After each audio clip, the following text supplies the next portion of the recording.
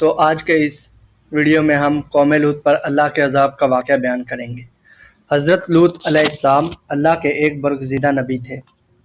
آپ حضرت ابراہیم کے دور زمانہ میں اہل سدوم کی رہنمائی کے لیے نبوت کے منصب پر فائز ہوئے۔ سدوم کے آس پاس 5 نہایت ہی خوبصورت شہر آباد تھے۔ یہ علاقے نہایت ہی سرسبز و شاداب اور قدرت کی فیاضی کا حسن شاکار تھا۔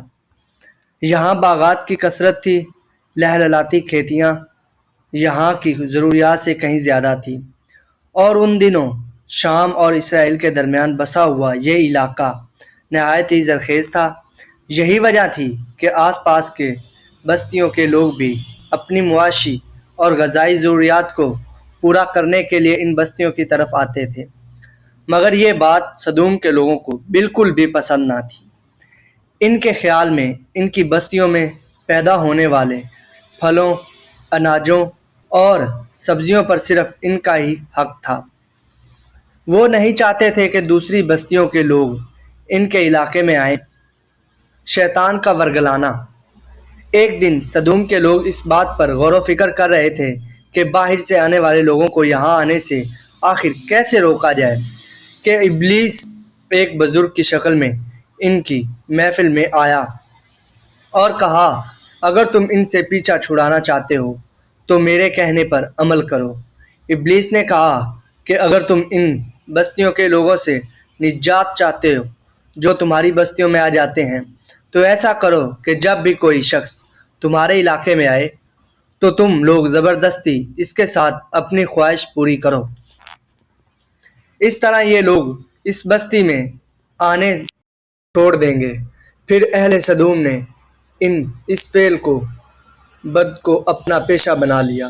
اپنی نفسانی خواہشات کے لیے مردوں سے بد فعلی اس قوم کا دستور بن گیا تھا۔ یہاں بے حیائی عام ہو گئی تھی۔ حکمراں، سردار، روسا، ہر طبقے میں گھر گھر یہ عمل پھیل گیا۔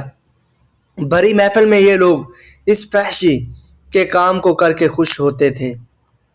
تلمود میں لکھا ہے کہ اہل سدوم اپنی روزمرہ کی زندگی میں سخت ظالم، دھوکے باز اور بد معاملہ تھے۔ کوئی مسافر ان کے علاقے سے بخیریت نہ گزر سکتا تھا۔ کوئی غریب ان کی بستیوں سے روٹی کا ایک ٹکڑا نہ پا سکتا تھا۔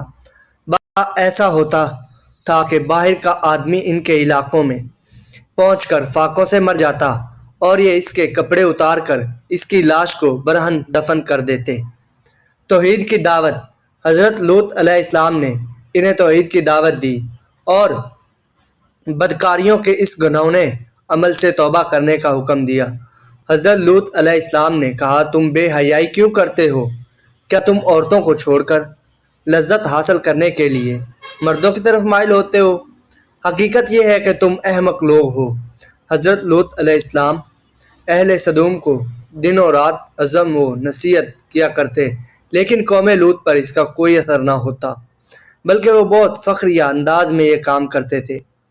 انہیں حضرت لوط علیہ السلام کا سمجھانا بھی برا لگتا تھا، لہٰذا انہوں نے صاف صاف کہہ دیا کہ اگر تم ہمیں اسی طرح برا کہتے رہے اور ہمارے کاموں میں مداخلت کرتے رہے تو ہم تمہیں اپنے شہر سے نکال دیں گے۔ حضرت لوط علیہ السلام نے نصیحت و تبلیغ کا سلسلہ جاری رکھا۔ عذاب الہی کا مطالبہ۔ لہٰذا ایک دن اہل سدوم نے خود ہی عذاب الہی کا مطالبہ کر دیا۔ اللہ تعالیٰ نے اب تک ان کے اس بدترین فحشی اور بدکاری کو ڈھیل دے رکھی تھی، لیکن جب انہوں نے حضرت لوط علیہ السلام سے ایک دن کہا کہ اگر تم سچے ہو تو ہم پر عذاب لے آؤ، لہٰذا ان پر عذاب الہی کا فیصلہ ہو گیا۔ اللہ تعالیٰ نے اپنے خاص فرشتوں کو دنیا کی طرف روانہ کر دیا۔ پھر یہ فرشتے حضرت لوط علیہ السلام کے گھر تشریف لے آئے۔ حضرت لوط علیہ السلام نے جب ان خوبصورت نوعمر لڑکوں کو دیکھا تو سخت گھبراہٹ اور پریشانی میں مبتلا ہو گئے۔ انہیں یہ خطرہ محسوس ہوا کہ اگر ان کی قوم کے لوگوں نے انہیں دیکھ لیا تو نہ جانے وہ ان کے ساتھ کیا سلوک کریں گے۔ حضرت لوط علیہ السلام کی بیوی کا نام وائلا تھا۔ اس نے آپ پر ایمان نہ لایا تھا اور وہ دراصل منافق تھی۔ جو کافروں کے ساتھ تھی۔ لہٰذا اس نے جا کر اہل سدوم کو یہ خبر دے دی کہ لوط کے گھر نوجوان لڑکے مہمان ٹھہرے ہوئے ہیں۔ یہ سن کر بستی والے دوڑتے ہوئے حضرت لوط علیہ السلام کے گھر پہنچے۔ حضرت لوط علیہ السلام نے کہا، اے قوم، یہ جو میری قوم کی لڑکیاں ہیں یہ تمہارے لیے جائز اور پاک ہیں۔ اللہ سے ڈرو اور مجھے میرے مہمانوں کے سامنے رسوا نہ کرو۔ کیا تم میں سے کوئی بھی شائستہ آدمی نہیں؟ حضرت لوط علیہ السلام کی بات سن کر وہ لوگ بولے، تم بخوبی واقف ہو کہ ہمیں تمہاری بیٹیوں سے کوئی حاجت نہیں، اور جو ہماری اصل چاہت ہے اس سے تم بھی واقف ہو۔ حضرت لوط علیہ السلام نے گھر کے دروازے بند کر دیے اور ان نوجوانوں کو ایک کمرے میں چھپا دیا۔ ان بدکار لوگوں نے آپ کے گھر کا گھیراؤ کیا ہوا تھا اور ان میں سے کچھ گھر کے دیوار پر بھی چڑھنے کی کوشش کر رہے تھے۔ حضرت لوط علیہ السلام اپنے مہمانوں کی عزت کے خیال سے بہت زیادہ گھبرائے ہوئے تھے۔ فرشتے یہ سب منظر دیکھ رہے تھے۔ جب انہوں نے حضرت لوط علیہ السلام کی بے بسی اور پریشانی کا یہ عالم دیکھا تو حقیقت سے پردہ اٹھاتے ہوئے یوں فرمایا، اے لوط، ہم تمہارے رب کے بھیجے ہوئے فرشتے ہیں، یہ لوگ ہرگز تم تک نہیں پہنچ سکیں گے۔ ابھی کچھ رات باقی ہے تو اپنے گھر والوں کو لے کر چل دو اور تم میں سے کوئی شخص پیچھے مڑ کر نہ دیکھے۔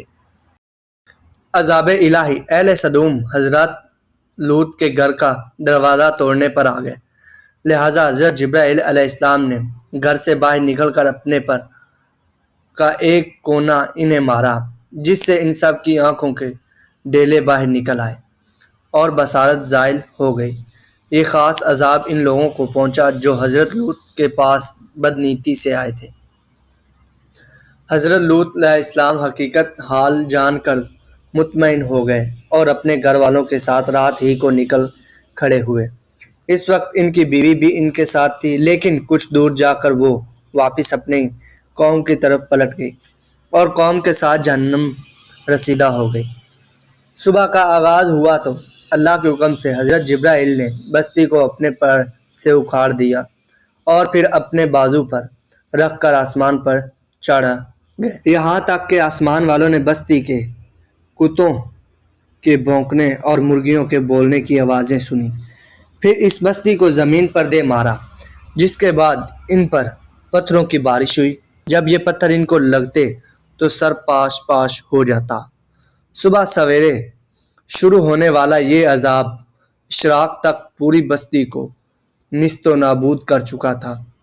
قوم لوط کی ان خوبصورت بستیوں کو اللہ نے ایک تنہائی، بدبودار اور سیاہ جھیل میں تبدیل کر دیا، جس کے پانی سے رہتی دنیا تک کوئی فائدہ نہیں اٹھایا جا سکتا۔